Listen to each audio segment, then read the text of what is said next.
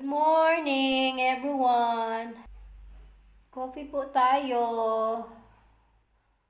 Alam nyo guys, ako ay sinisipon na parang undawin na rin sa ubo kasi makati yung lalamunan ko.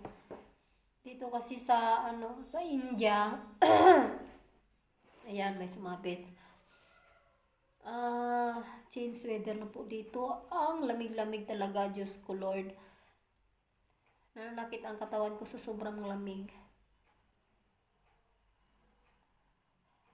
Kahit na gabi, pag ako ay natutulog, gumagamit ako ng sweater. Yung sweater na may cap. Yun ang ginagamit ko. At saka balot na balot, pero masakit pa rin ang katawan ko. Ang mga kaunuran kung sa Ilonggo pa. Kagagaling ko lang galing sa tindahan, umuwi ako dito kasi magluto ako ng ng lunch namin. Tapos, ang plano kong lutuin ay vegetable rice. Kasi vegetable rice, very easy lang siya.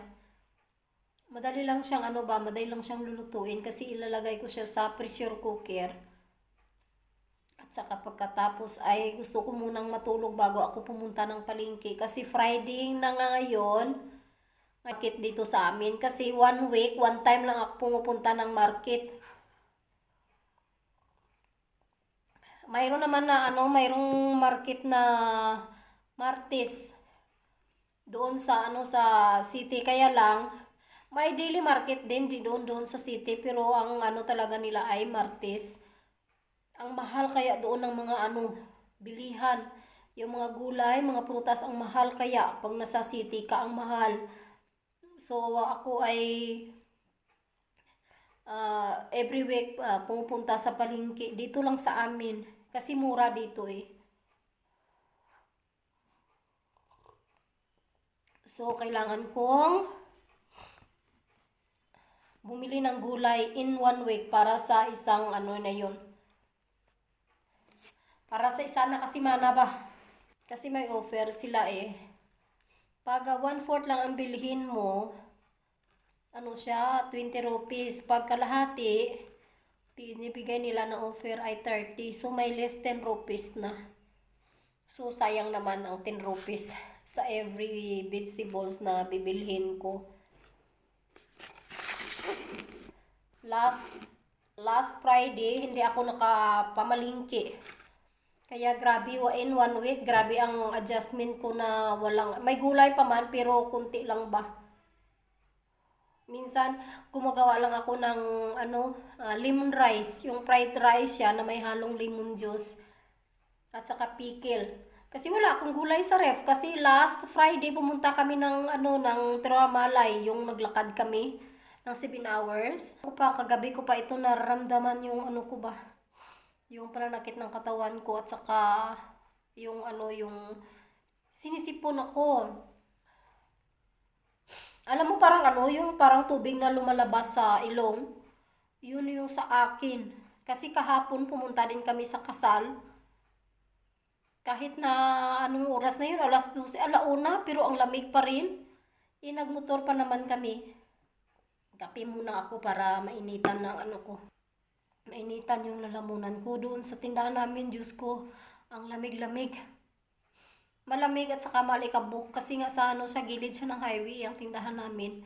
So lahat ng mga malalaking sasakyan dumadaan, lahat klaseng sasakyan dumadaan doon sa harap ng tindahan namin. Ang ang boses ko parang na malalim ba. Gusto ko sanang matulog, kaya lang ang iniisip ko baka malate akong magising. At saka yung carry box ni Nickel, hindi ko mahatid. Kasi pag kukunin ko siya doon at saka dadalhin dito sa bahay na kumain ng lunch, binabawalan ng mga maestra.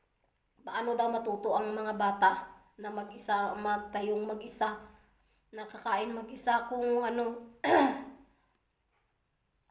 kukunin sa eskwelahan at saka dalhin sa bahay para lang kumain. Ayan, tapos na akong magkape. Ayan guys, may may black ako sa may itim ako sa noo ko. Hindi yan ha. Galing sa kaldero, hindi. Galing po ito sa Pujarom, yung ano ba, magsindi kami ng karpuram. Nilalagay dyan namin kasi para daw sa ano ba, sa usog. O diba, marami silang nalalaman. Ayan. Talaga namang halata na lamig ako. At saka yung busis ko ay malalim na. Alam niyo guys, minsan lang ako magkasakit. Pero magkasakit naman ako ay grabe. Gusto ko higa lang ng higa, tulog lang ng tulog. Yan ang gusto ko at hindi ako kumakain. Yan ang problema sa akin pag ako ay magkasakit. Hindi talaga ako kakain kahit anong ano pa dyan.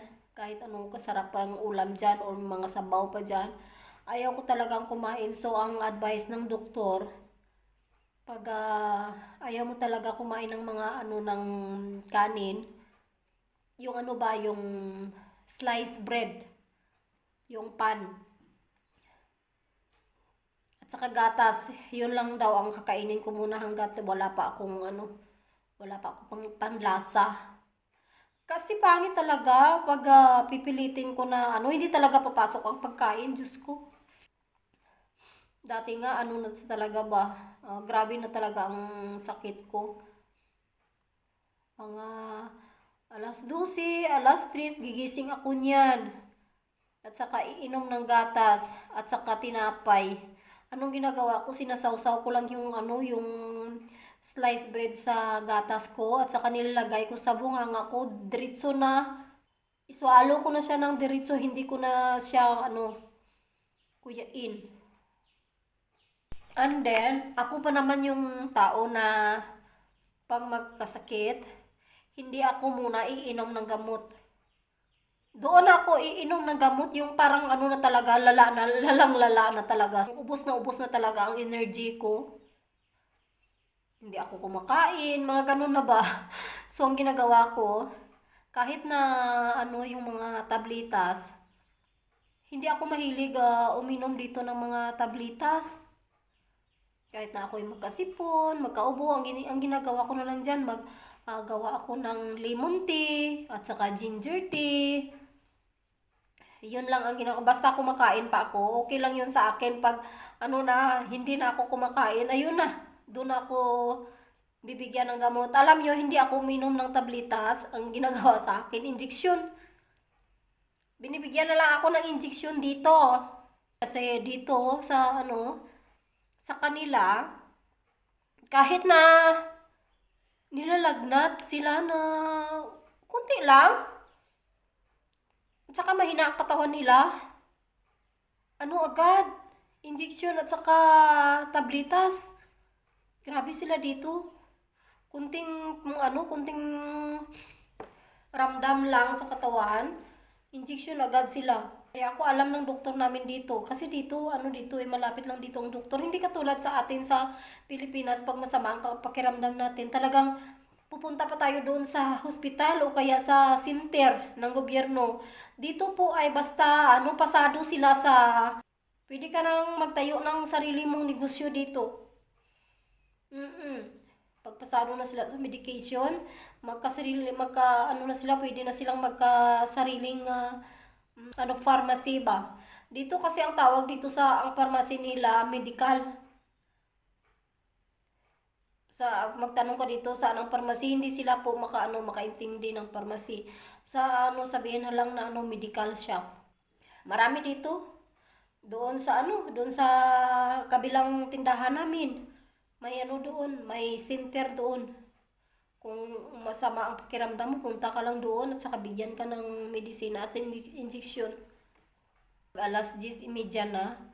So, mag-bye muna ako sa inyo at saka salamat sa panunood nyo sa mga videos ko. Kahit na ako naman ay minsan lang nag-upload.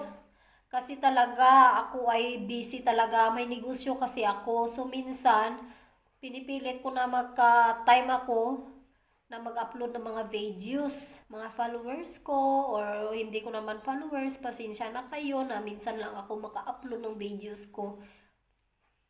Okay, salamat po sa inyong lahat. Salamat sa panunood. So, next for the video naman tayo. Okay, bye!